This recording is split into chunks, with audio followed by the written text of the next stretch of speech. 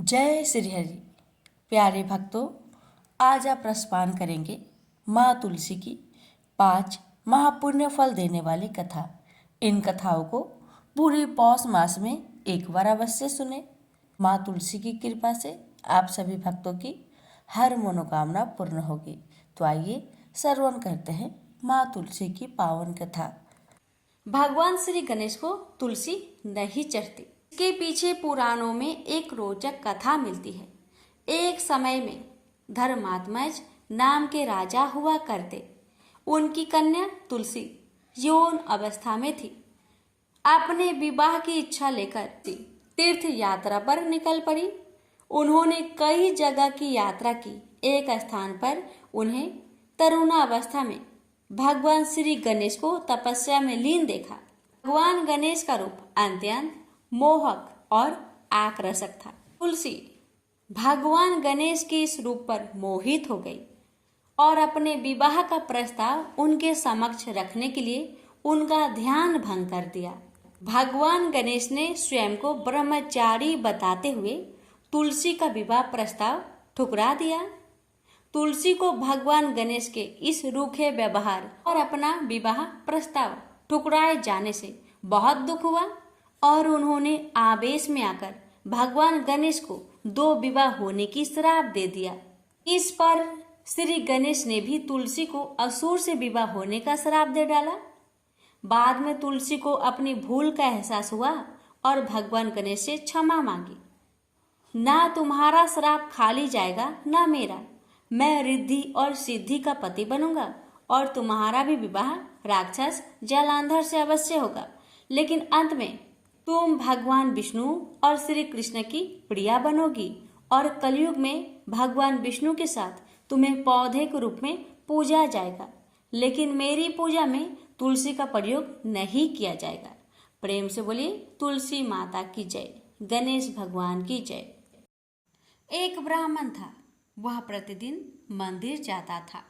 वह प्रतिदिन तुलसी माता की पूजा करता था। वह तुलसी माता से प्रतिदिन प्रार्थना करता था कि हे तुलसी महारानी, मेरे आनंद करना।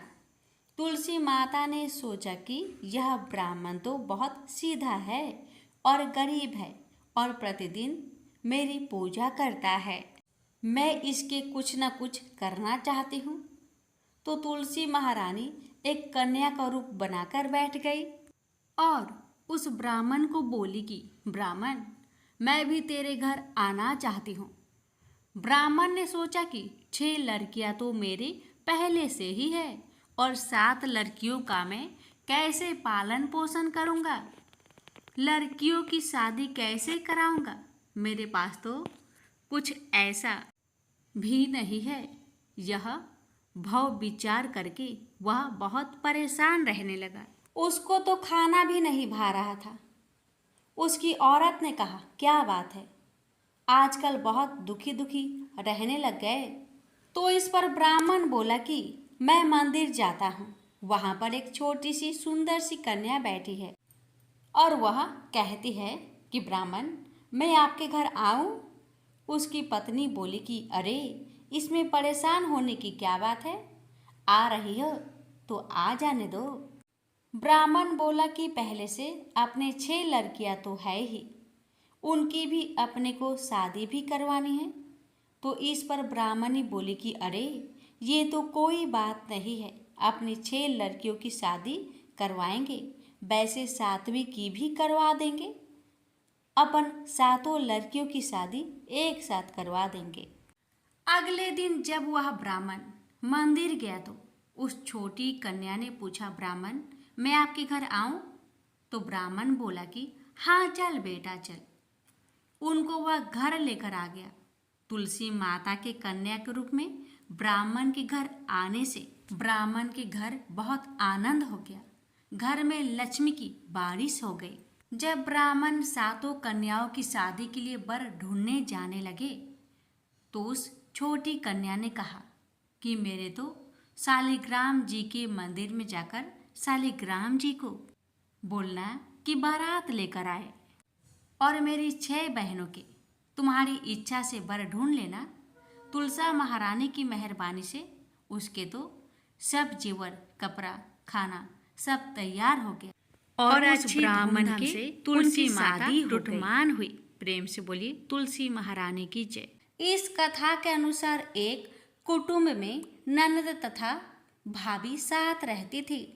ननद का विवाह अभी नहीं हुआ था। वह तुलसी के पौधे की बहुत सेवा करती थी, लेकिन उसकी भाभी को यह सब बिल्कुल भी पसंद नहीं था। जब कभी उसकी भाभी को अत्यधिक क्रोध आता तब वह उसे ताना देते हुए कहती कि जब तुम्हारा विवाह होगा तो मैं तुलसी ही बारातियों को खाने को दूंगी और तुम्हारे दहेज में भी तुलसी ही दूंगी। कुछ समय बीत जाने पर ननद का विवाह पक्का हुआ। विवाह के दिन भाभी ने अपनी कथनी अनुसार बारातियों के सामने तुलसी का गमला फोड़ दिया और खाने के लिए कहा। तुलसी की कृपा से वह फूटा हुआ गमला अनेक स्वादिष्ट पकवानों में बदल गया। भाभी ने गहनों के नाम पर तुलसी की मंजरी से बने गहने पहना दिए। वह सब भी सुंदर सोने जवाहरत में बदल गए। भाभी ने वस्त्रों के स्थान पर तुलसी का जनेऊ रख दिया। वह रेशमी तथा सुंदर वस्त्रों में बदल गया।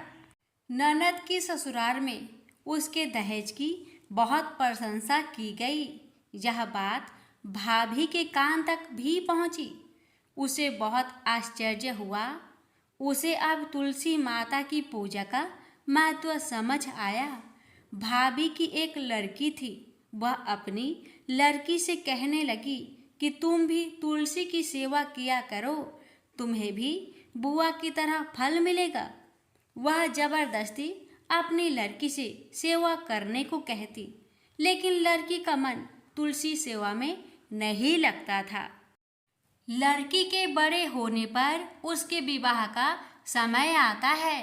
तब भाभी सोचती है कि जैसा व्यवहार मैंने अपनी ननद के साथ किया था वैसा ही मैं अपनी लड़की के साथ भी करती हूँ, तो यह भी गहनों से लद जाएगी और बारातियों को खाने में पकवान मिलेंगे।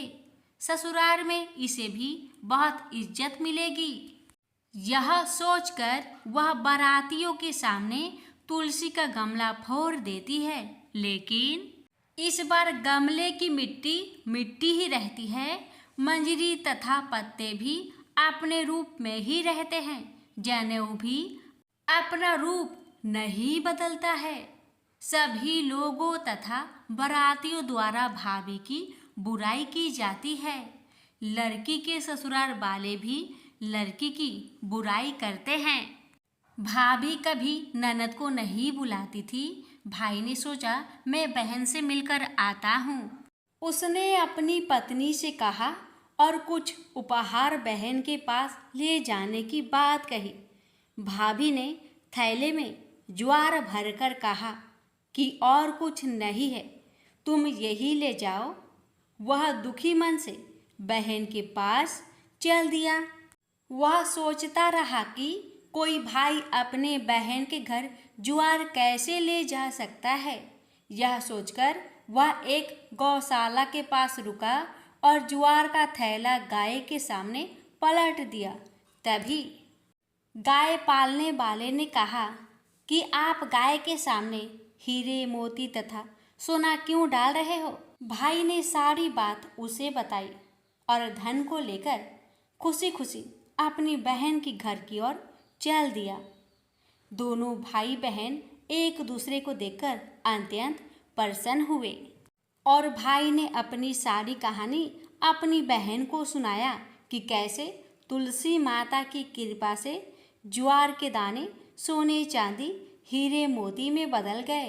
बहन ने कहा, भैया तुलसी माता की महिमा बहुत निराली है। भाभी से जाकर कहना कि भाभी भी तुलसी माता की पूजन किया करे। तुलसी माता की कृपा से हर मनोकामना पूरी होती है। प्रेम से बोलिए तुलसी मैया की जय।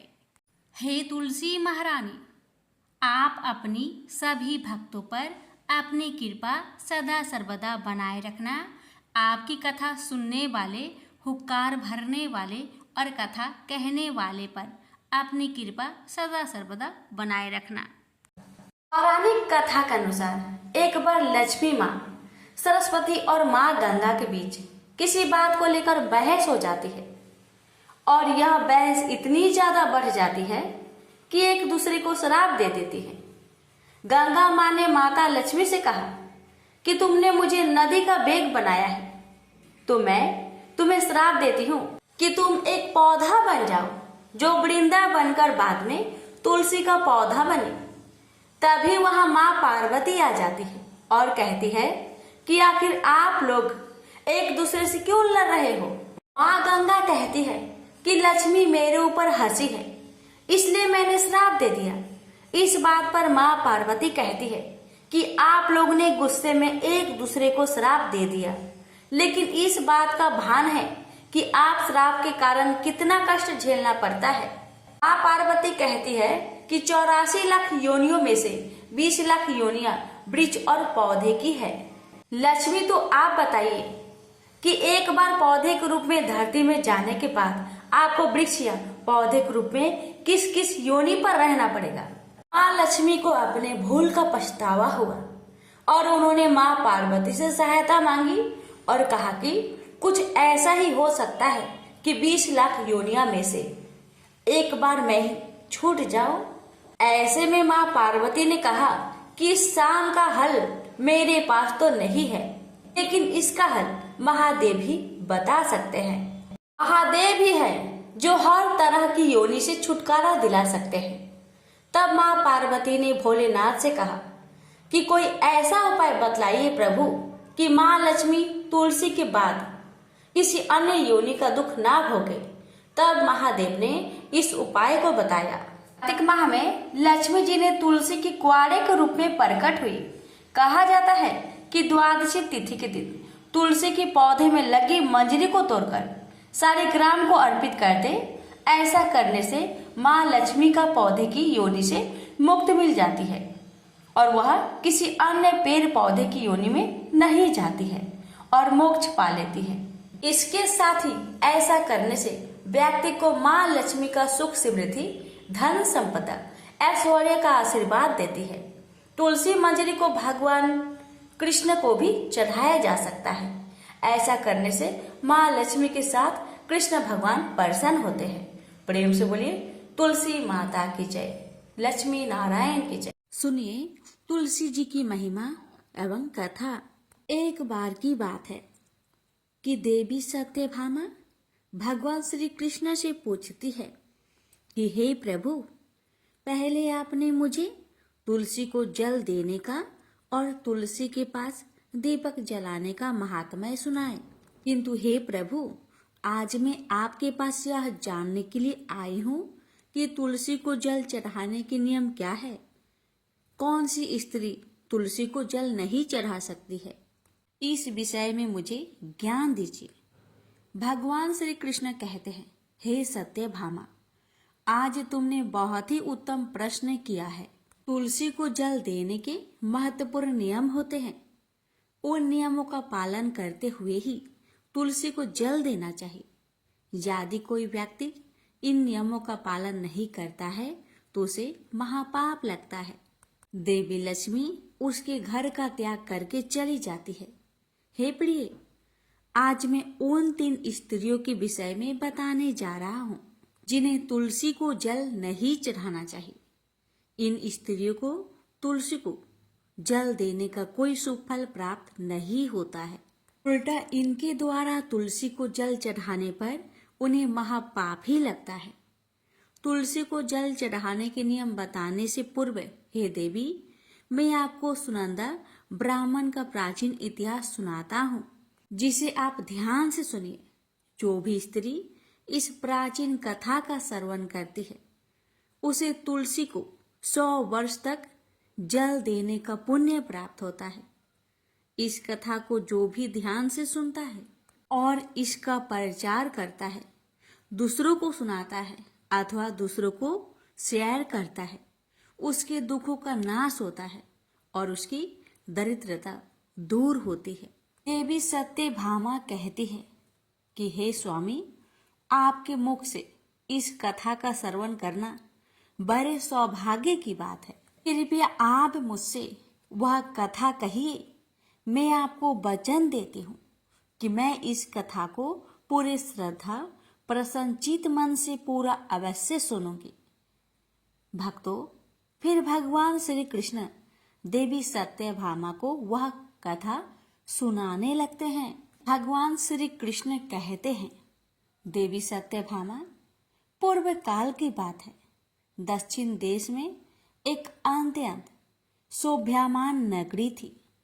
उस नगरी में वसुदेव नाम का एक ब्राह्मण निवास करता था। वसुदेव बहुत ही बुद्धिमान और शास्त्रों में पारंगत था। उसने वेदों का भी अध्ययन किया था। उसी के नगर के पास अन्य एक नगर था। उस नगर में देवशर्मा नाम का एक विद्वान ब्राह्मण था। उसकी एक पुत्री थी जिसका नाम सुनंदा था। उस देवशर्मा ने बड़े ही लाड़ प्यार से अपनी पुत्री का लालन पालन किया था। उसकी पुत्री अत्यंत सुंदर और गुणवान थी। जब सुनंदा विवाह के योग्य हुई तो देवशर्मा को अपनी पुत्री के विवाह की चिंता सताने लगी। इसलिए उसने अपनी पत्नी से कहा, हे प्रिय, हमारी पुत्री अब जवान हो चुकी है, इसलिए अब इसका विवाह हमें कर देना चाहिए। तब उसकी पत्नी कहती है, स्वामी, मेरी दृष्टि में एक विद्वान ब्राह्मण है जिसका नाम वसुदेव है। मैं तो कहती हूँ हमारी पुत्री का विवाह उन्हीं श्रेष्ठ ब्राह्मण के साथ करा दी जाए। उनके साथ विवाह करके हमारी पुत्री सुखी जीवन व्यतीत करेगी। देवशर्मा कहता है, प्रिय, तुम ठीक कहती हो। मैंने भी वसुदेव जी के विषय में बहुत सुना हूँ। हम हमारी पुत्री का विवाह उन्हीं के साथ करेंगे। मैं कल ही उनके पास अपनी पुत्री के विवाह का प्रस्ताव लेकर जाता हूँ। फिर देवशर्मा अपनी पुत्री के विवाह का प्रस्ताव लेकर वसुदेव के घर पर जाता है। उस समय वसुदेव अपने माता पिता की सेवा कर रहा था। जब देवशर्मा वसुदेव को अपने माता पिता की सेवा करते देखता है तो उसे बड़ा आनंद होता है। वह सोचता है, अरे वाह, यह ब्राह्मण पुत्र तो कितना महान है।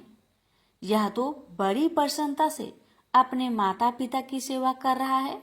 जब देवशर्मा को सदैव द्वार पर खड़ा देखता तो उनका स्वागत करता और कहता, हे वृषवर, पधारिए, आपका स्वागत है। कहिए मैं आपकी किस प्रकार से सहायता कर सकता हूँ। वसुदेव का अतिथि सत्कार देखकर देवशर्मा बहुत प्रसन्न हो जाता है। वह देखता है कि वसुदेव का घर अत्यंत पवित्र और शुद्ध होता है। उसके घर के सामने तुलसी का पौधा होता है और घर के अंदर भगवान विष्णु की प्रतिमा रखी हुई होती है। इससे देवशर्मा को विश्वास हो जाता है कि सदैव ही उनकी पुत्री के लिए यह घर सर्वोत्तम है। फिर देवशर्मा वसुदेव से कहता है, हे वृषवर, आज मैं आपके पास मेरी पुत्री के साथ आपके विवाह का प्रस्ताव लेकर आया हूँ।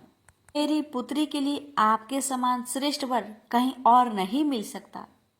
वसुदेव के माता पिता भी यह बात सुनकर प्रसन्न हो जाते हैं और वसुदेव को विवाह के लिए मना लेते हैं। फिर वसुदेव भी विवाह के लिए तैयार हो जाता है।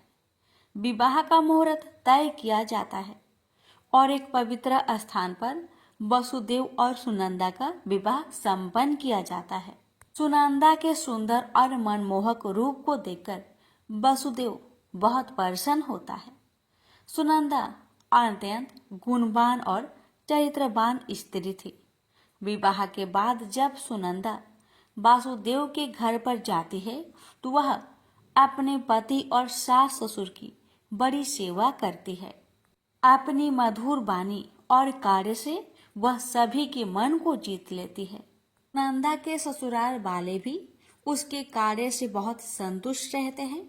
सुनंदा हर रोज सुबह पति के जागने से पहले भोर में ही उठकर घर के सारे कामकाज करती, आंगन की सफाई करती, सारे काम समाप्त कर स्नान करती थी।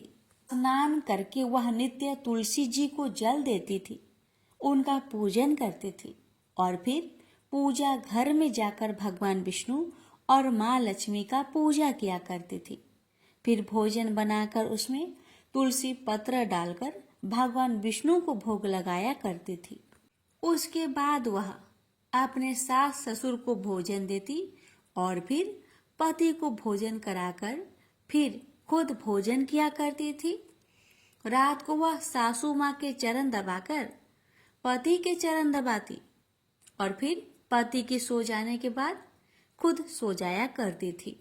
सुनंदा के अंदर एक पतिव्रता नारी के सभी लक्षण थे और वह अपने पति को ही परमेश्वर मानकर उनकी सेवा करती थी।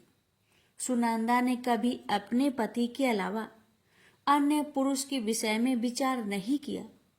वह सत्य धर्म का पालन करने वाली और धर्म कार्य करने वाली पवित्र स्त्री थी। उसने कभी कोई अशुभ कार्य नहीं किया। सुनंदा के ऐसे सात्विक और सरल स्वभाव को देखकर माँ लक्ष्मी भी उस पर मेहरबान थी। माँ लक्ष्मी स्वयं चलकर उसके घर में आकर निवास करने लगी। इससे सुनंदा के जीवन में सुख समृद्धि और भी अधिक बढ़ गई। भगवान श्री कृष्ण कहते हैं, हे देवी सत्यभामा, देवी लक्ष्मी उन्हीं स्त्रियों पर अपनी कृपा दृष्टि बनाए रखती है जो पतिव्रता होती है और जो सत्य धर्म का पालन करती है। सुनंदा के अंदर भी सभी लक्षण थे जो एक श्रेष्ठ पतिव्रता नारी के अंदर होने चाहिए। लेकिन आगे मैं तुम्हें बताऊंगा कि सुनंदा की एक भूल के कारण देवी लक्ष्मी उसके घर को त्याग कर कैसे चली गई। एक दिन सुनंदा का पति अत्यंत कामातुर होकर सुबह स्नान करने के पश्चात सुनंदा के पास आया और उसने सुनंदा के साथ शारीरिक संबंध स्थापित किया, जिससे सुनंदा का शरीर अपवित्र हो गया। लेकिन सुनंदा का मन भी काम के प्रभाव में ही था, इसलिए वह अपने नित्य नियम को भूल गई। उसने पति के साथ संबंध बनाने के बाद बिना स्नान किए ही तुलसी को स्पर्श किया और उसे जल दे दिया, जिससे सुनंदा के शरीर में महामोह ने प्रवेश कर लिया। सुनंदा के सारे इंद्रियां तिलमिला उठे। सुनंदा के शरीर में महामोह ने प्रवेश करते ही देवी लक्ष्मी ने सुनंदा के घर को त्याग दिया और लक्ष्मी उस स्थान को चली गई। तब से सुनंदा के शरीर में निवास कर रहे उस महामोह ने उसे सभी धार्मिक कार्यों से वंचित कर दिया। इसका विपरीत प्रभाव सुनंदा के पति पर भी पड़ा और वह भी सदा कामातुर होकर सुनंदा के साथ विहार करने लगा। उसका मन सदैव ही काम वासना में लगा रहता था। फिर एक दिन सुनंदा के पति ने तो सभी सीमाओं का उल्लंघन किया और सुनंदा के मासिक धर्म के दौरान ही उसके साथ संबंध स्थापित किया, जिससे सुनंदा के शरीर में निवास कर रहा ब्रह्म हत्या का पाप उसके पति के शरीर में प्रवेश कर गया। हे देवी सत्यभामा, जब स्त्री मासिक धर्म से होती है तो उसके शरीर में 3 दिनों तक ब्रह्म हत्या का पाप निवास करता है, क्योंकि ब्रह्मा देव ने इंद्र के शरीर से ब्रह्म हत्या का पाप निकालकर वृक्ष, जल, अग्नि और अप्सराओं को ग्रहण करने के लिए कहा था। उस समय से स्त्रियों के शरीर में मासिक धर्म के दौरान ब्रह्म हत्या का पाप निवास करता है और जो भी पुरुष मासिक धर्म के दौरान स्त्री को स्पर्श करता है अथवा उसके साथ संबंध बनाता है तो यह पाप उसके शरीर में प्रवेश कर जाता है। वही ब्रह्म हत्या का पाप सुनंदा के पति के शरीर के अंदर प्रवेश कर गया और वह जमीन पर गिर पड़ा। उसे तुरंत ही कोढ़ का रोग हो गया। उसका अंग अंग जलने लगा, उसके शरीर पर छाले पड़ गए और वह दर्द से चीखने लगा। हाय, मुझसे यह क्या अपराध हो गया। मेरे द्वारा भयंकर पाप हो गया है। मैंने सब कुछ जानते हुए भी महापाप किया है। अब मेरी रक्षा कौन करेगा? सुनंदा की सास तुरंत उस स्थान पर आ गई तो उसने देखा कि उसका पुत्र कोढ़ के रोग से ग्रासित होकर जमीन पर पड़ा है। क्रोध में आकर सुनंदा से कहने लगी, अरे पापिनी, तूने यह क्या कर डाला? अपने ही पति का धर्म भ्रष्ट कर डाला। अपने पति की ऐसी हालत देखकर सुनंदा बहुत घबरा गई और जोर जोर से रोने लगी। हे सासू माँ, मुझे क्षमा करो, मुझसे बहुत बड़ा अपराध हो गया है। काम के वशीभूत होकर मेरे द्वारा यह अपराध हो गया है। सुनंदा की सास ने कहा, हे पापिनी, तू इस घर से अभी चली जा। तुम जैसे कुलटा स्त्री को इस घर में नहीं रहना चाहिए। तूने मेरे बेटे के जीवन को नरक बना दिया। सुनंदा कहती है, हे सासू माँ, मैं कहाँ जाऊं? मेरे पति के अलावा मेरा कोई नहीं है। उन्हें छोड़कर जीवित रह नहीं सकती। सुनंदा की सास कहती है, तू कहीं जाकर मर जा, लेकिन अब तू इस घर में निवास नहीं कर सकती। इतना कहकर सुनंदा की सास ने उसे धक्के मारकर घर से निकाल दिया। फिर सुनंदा दुखी होकर घर से निकल गई। उसे अपनी भूल पर बड़ा पछतावा होने लगा। उसे कुछ भी समझ में नहीं आ रहा था कि वह क्या करे। सुनंदा चलते चलते एक वन में जाती है। उसी वन में एक साधु का आश्रम होता है। तब वह उस आश्रम पर सहायता मांगने के लिए जाती है तो वहां पर कोई नहीं होता है। सुनंदा उसी आश्रम पर जाकर बैठ जाती है और अपने दोस्त के विषय में सोचते हुए दुखी होने लगती है। फिर कुछ समय बाद एक ऋषि उस आश्रम पर आते हैं जिनका वह आश्रम होता है। जब वे ऋषि एक स्त्री को अपने आश्रम पर दुखी बैठा हुआ देखते हैं तो आश्चर्यचकित हो जाते हैं और पास जाकर उस स्त्री से पूछने लगते हैं, हे कल्याणी, तुम कौन हो और किस कारण से इस स्थान पर अकेले बैठी हो? तुम्हारे दुख का क्या कारण है? तब वह स्त्री कहती है, हे मुनिवर, मेरा नाम सुनंदा है। मेरे द्वारा घोर पाप हो गया था। उसी कारण से अपने परिवार से बिछड़कर इस स्थान पर आई हूँ। वह ऋषि कहते हैं, हे देवी, ये क्या कह रही हो? तुमने कौन सा पाप किया है? मुझे विस्तार से बताओ, मैं तुम्हारी सहायता करने का प्रयत्न अवश्य करूंगा। सुनंदा कहती है, हे मुनिवर, मेरे द्वारा घोर पाप हो गया है। मासिक धर्म के दौरान मैंने पति के साथ संबंध बनाई। इसी कारण से मेरे पति कोढ़ रोग से ग्रस्त हो गए और दुख भोग रहे हैं। फिर ऋषि कहते हैं, बेटी, तुम चिंता मत करो। तुम्हारे द्वारा जो पाप हुआ है उसका प्रायश्चित करो, तुम्हें पाप से मुक्ति मिल जाएगी। तुम इस आश्रम में बैठकर भगवान विष्णु की पूजा करो, तुलसी को नित्य जल दो और गौ माता की सेवा करो। तुम्हारा पति जल्दी ही ठीक हो जाएगा। फिर वह सुनंदा वहीं पर उस आश्रम में रहकर भगवान विष्णु की नित्य पूजा करने लगती है।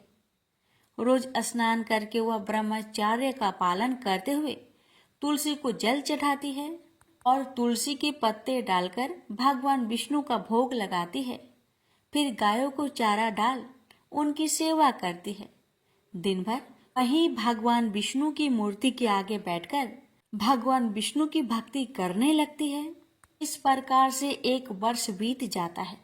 भगवान विष्णु सुनंदा की दृढ़ निष्ठा और भक्ति से अत्यंत प्रसन्न हो जाते हैं और सुनंदा को साक्षात दर्शन देते हैं। भगवान विष्णु को साक्षात अपने सामने खड़ा देखकर सुनंदा उन्हें बारंबार प्रणाम करने लगती है। तब भगवान विष्णु सुनंदा से कहते हैं, हे पुत्री, तुमने बड़ी ही श्रद्धा से और भक्ति भाव से मेरी आराधना की है, इसलिए अब मैं तुम पर प्रसन्न हूं। कहो, तुम्हारी क्या कामना है? तब सुनंदा कहती है, हे प्रभु, कृपया मुझे बतलाए, मेरे किस दोष के कारण मेरे अंदर पाप वास हो गया है, जिस कारण से मेरे द्वारा घोर पाप हुआ और मेरे पति को कोढ़ का रोग हो गया। भगवान विष्णु कहते हैं, हे पुत्री, अब तुम ध्यान से सुनो। तुम्हारे द्वारा अनजाने में ही एक पाप हुआ था जिस कारण से तुम्हारे अंदर महामोह ने प्रवेश कर लिया था। एक दिन तुमने अपनी पति के साथ संबंध बनाने के बाद बिना स्नान किए ही तुलसी को जल दिया था। पति पत्नी जब रीति क्रिया करते हैं तो उनका शरीर अपवित्र हो जाता है और ऐसी अवस्था में तुलसी को कभी स्पर्श नहीं करना चाहिए। तुलसी लक्ष्मी का ही रूप है। तुमने अपवित्र अवस्था में ही तुलसी को जल अर्पण किया था, जिस कारण से देवी लक्ष्मी तुम्हारे घर का त्याग करके चली गई और फिर महामोह ने तुम्हारे अंदर प्रवेश कर लिया।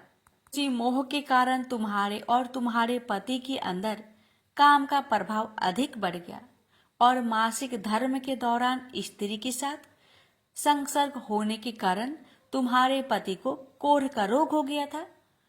अब वह सुनंदा कहती है, प्रभु अनजाने में मुझसे यह बड़ा पाप हो गया।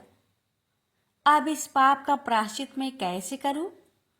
भगवान विष्णु कहते हैं, हे सुनंदा, इस पाप का प्रायश्चित तुम्हारे 1 वर्ष तक ब्रह्मचार्य व्रत का पालन करके तुमने कर लिया है, इसलिए अब तुम पाप से मुक्त हो। सुनंदा कहती है, प्रभु कृपया मुझे बतलाई, इस अवस्था में तुलसी को जल नहीं देना चाहिए और तुलसी को जल देने का क्या नियम है?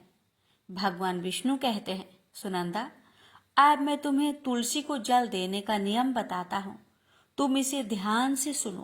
तुलसी एक अत्यंत पवित्र पौधा है, यह मुझे सबसे अधिक प्रिय है, इसलिए इसकी स्वाभाविकता बनी रहनी चाहिए। इस पौधे को कभी अपवित्र अवस्था में स्पर्श नहीं करना चाहिए।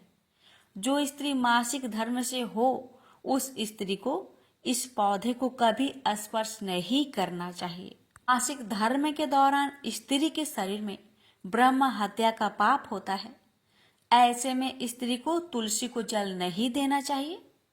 किसी भी स्त्री और पुरुष को संबंध बनाने के बाद तुलसी की पौधे को स्पर्श नहीं करना चाहिए और ना ही इसे जल देना चाहिए। संबंध बनाने पर स्त्री और पुरुष का शरीर अपवित्र हो जाता है।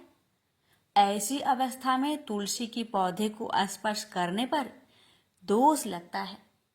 देवी लक्ष्मी ऐसे स्थान से चली जाती है।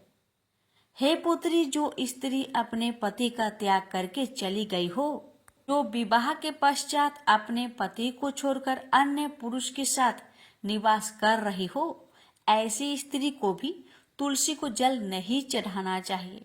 तुलसी की पूजा करने का अधिकार केवल पतिव्रता स्त्रियों को ही है।